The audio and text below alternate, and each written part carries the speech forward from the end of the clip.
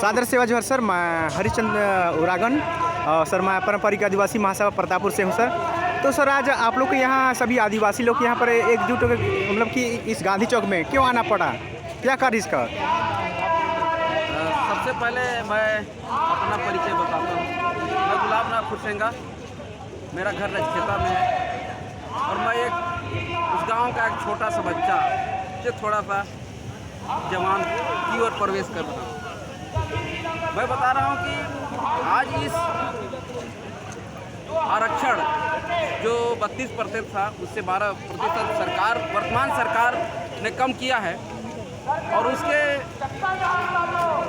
विरोध में हमारे संपूर्ण सरगुजा संभाग के विभिन्न कोने से गांव से निकल करके अपने हक अधिकार को पुनः 32% रोकने के लिए करने के लिए उपस्थित हुए हैं। और यहाँ पर तमाम साथी जो बहुत दूर दराज से चलकर आए हैं अपने अपने साधन से, और वो चाह रहे हैं कि वो रुके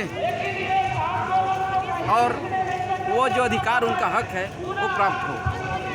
तो सर ये आदिवासियों का ज़्यादा ही शोषण क्यों किया जा रहा है और बाकी समुदाय उन लोग को कम है, लेकिन आदिवासियों को ज़्यादा टारगेट क्यों किया जाता है, क्या कारण इसके? देखिए, आदिवासी एकदम भोले भाले रहते हैं। जंगल में आप जाते हैं तो जो पेड़ सीधे रहता है उसी को काटा जाता है। इनको बहला फुसलाकर किसी तरह से अपना सिंहासन राज हासिल करना चाहते हैं। और ये प्रक्रिया अभी से नहीं, जब भारत आज़ाद नहीं हुआ था उस समय से ये आंदोलन चलता रहा है।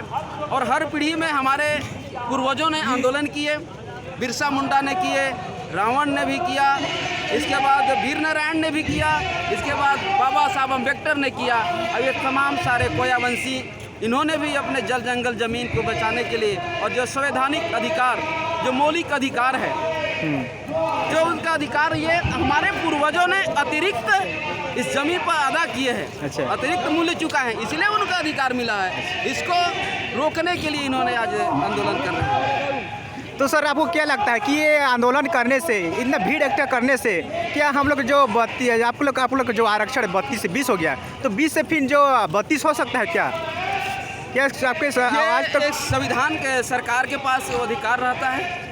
जैसे वो अपना संविधान में एक प्रोविज़न ला करके उनका ये आरक्षण को बढ़ाया जा सकता है। जैसे झारखंड सरकार ने किया, तेलंगाना और सरकार ने जो किया वो कर सकते हैं यदि चाहे तो। लेकिन ये आंदोलन से समस्याओं का समाधान नहीं होगा। आंदोलन से समस्या का समाधान नहीं हो रहा।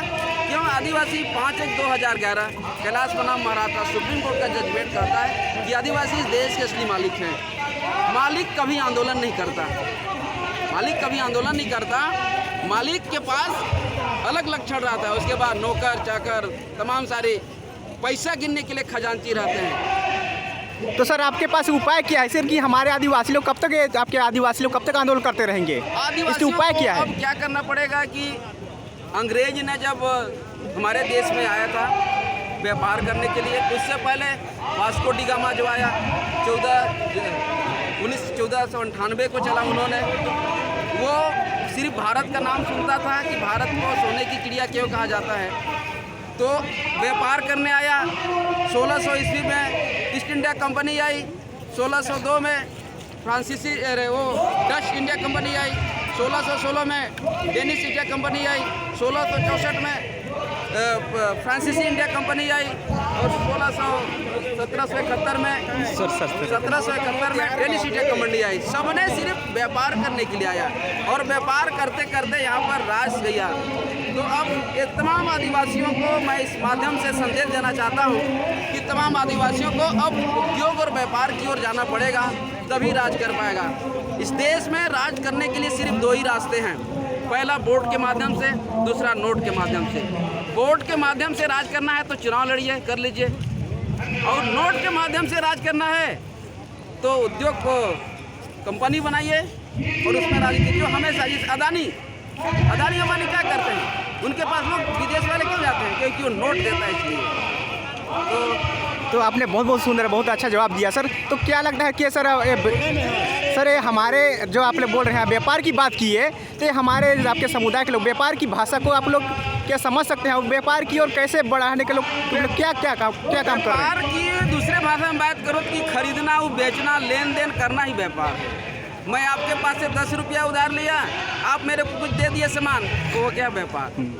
तो सर अब ये व्यापार के क्षेत्र में किस तरह काम कर रहे हैं, लोगों को किस तरह समझाने जैसे काम कर रहे व्यापार हैं? के क्षेत्र में मैं बात करूं, जो जब कोई चीज़ हम लोग बनाते हैं, जैसे हम लोग बेचते हैं, महुआ जो बेचते हैं उसको बेचते हैं, किसके पास बेचते हैं? सेठ परवारी के पास बेचते हैं।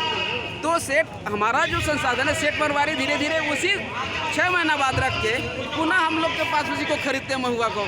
मतलब 30 रुपया में खरीदा, हमको 80 रुपया में देता है, सीधे सीधे वो 40 रुपये का फ़ायदा मारता है।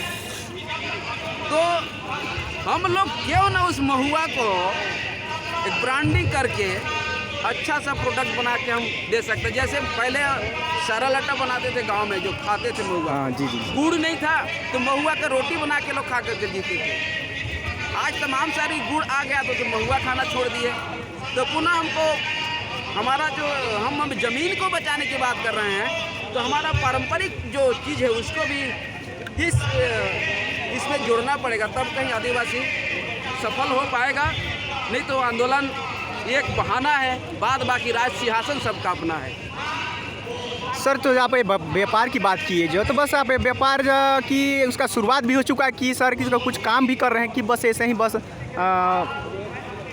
बस बात कर रहे हैं सर? देखिए, व्यापार हमारे पारंपरिक आदिवासी महासभा के जो संयोजक है सम्मान्य डॉक्टर नारायण कासो टेकाम ने, इन्होंने 3 संस्था जो बनाया है वो इस छोटे से प्रतापपुर जगह से शुरू होकर पूरे भारत के 10 राज्यों में संचालित हो रहा है, जिसका हेड ऑफिस प्रतापपुर में है। यहाँ से पूरे भारत को संचालित किया जा रहा है।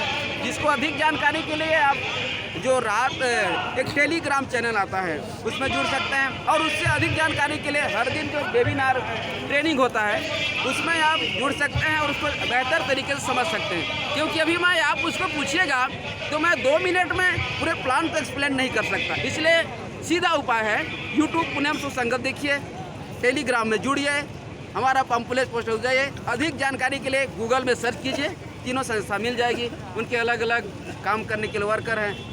अधिक जानकारी के लिए आप टीआरसी सुपर बाजार जा सकते हैं, वहाँ देख सकते हैं। इससे अधिक जानकारी के लिए प्रतापपुर में ट्रेडिंग है, और छोटा सा दुकान अपना प्रेमनगर में है, तो आप वहाँ भी जा कर के देख सकते हैं। तो सर मैं एक सभी भाई लोग की तरफ से एक क्वेश्चन आउट करना चाहूँगा।